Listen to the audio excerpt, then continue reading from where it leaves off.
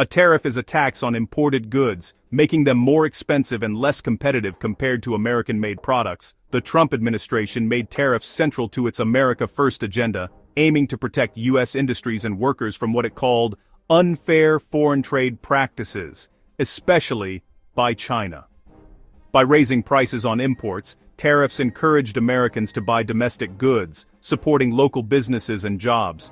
The administration argued tariffs would revive struggling industries, reduce the trade deficit, and bring manufacturing jobs back to the U.S. The policy began with steel and aluminum, then expanded to hundreds of billions in goods, affecting everything from electronics to household items. These sweeping tariffs marked a major shift from decades of free trade policies, using tariffs as leverage for new trade deals. But this aggressive approach sparked legal and political battles, raising questions about presidential power and the long-term impact on the U.S. economy and global relationships. The Constitution gives Congress, not the president, the power to set tariffs and regulate foreign commerce. Over time, Congress delegated some trade authority to the president for flexibility, notably through the International Emergency Economic Powers Act, IEPA. The Trump administration used IEPA to justify its tariffs, declaring trade deficits and drug trafficking as national emergencies.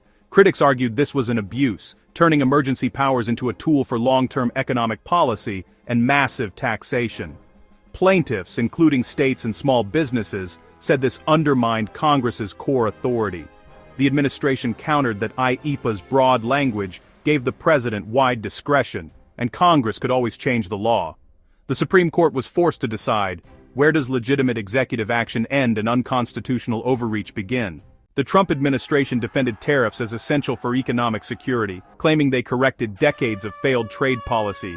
They argued the president needed broad authority to act quickly in global affairs, framing tariffs as a strategic defense. Critics, including top economists and legal scholars, dismantled this logic. They explained that trade deficits aren't inherently bad and warned tariffs would hurt American consumers and businesses. Legal experts said the administration was abusing emergency powers to bypass Congress and impose a massive tax. The lawsuit estimated the tariffs amounted to an illegal $3 trillion tax over a decade.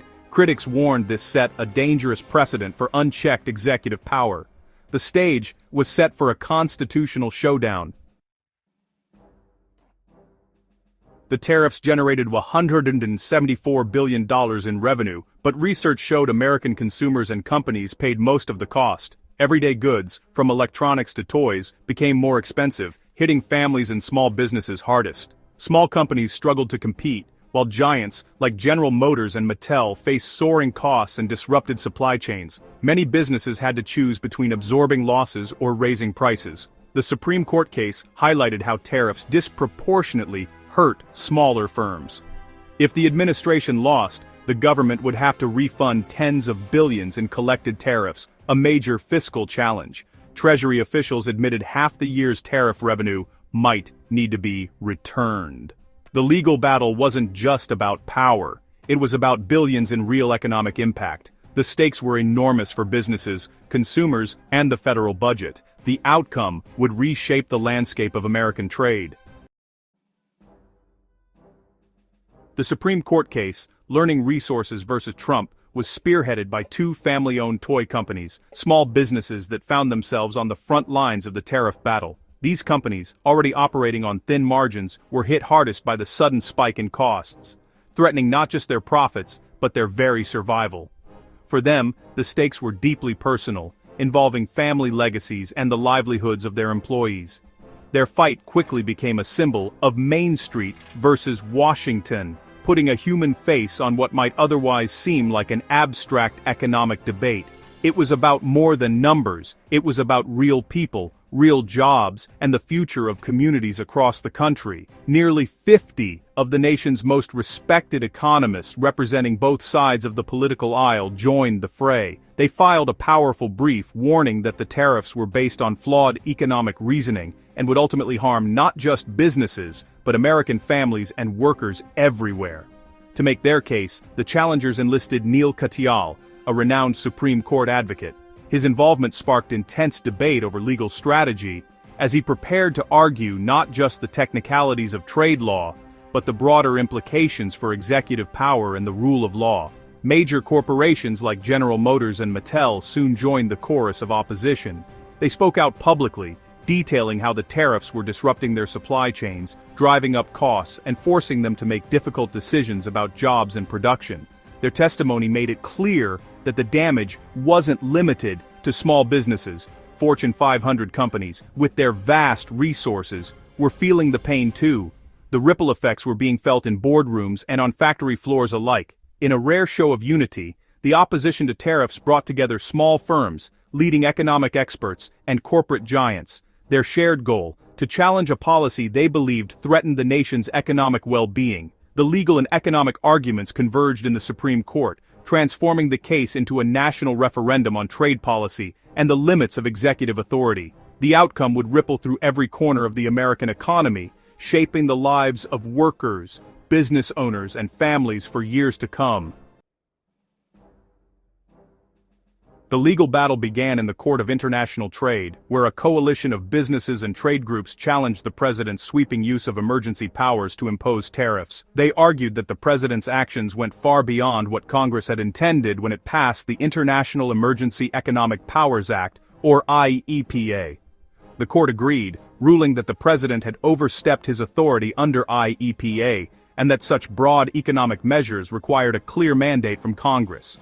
The Federal Circuit Court of Appeals reviewed the case next, and after careful consideration, upheld the lower court's decision.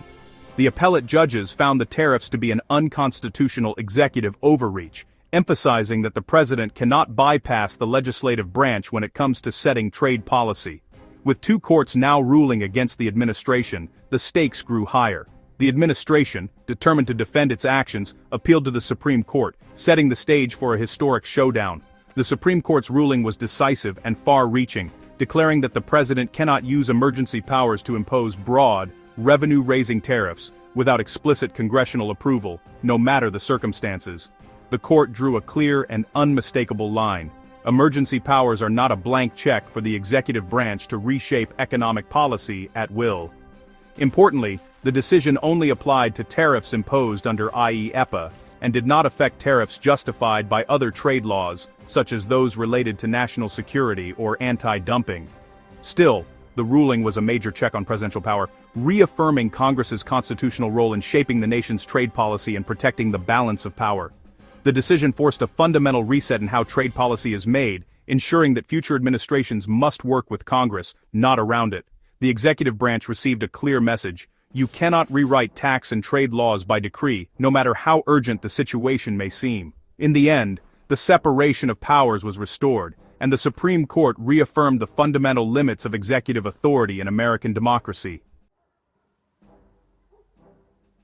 The Supreme Court's decision immediately voided the broad tariffs, offering relief to businesses and consumers. The government now faces the complex task of refunding billions in illegally collected tariffs. The ruling rebalances power, making clear that only Congress can impose sweeping trade taxes. Future presidents must work with Congress to enact major tariff policies. For Americans, prices on imported goods should stabilize or fall, effectively acting as a tax cut.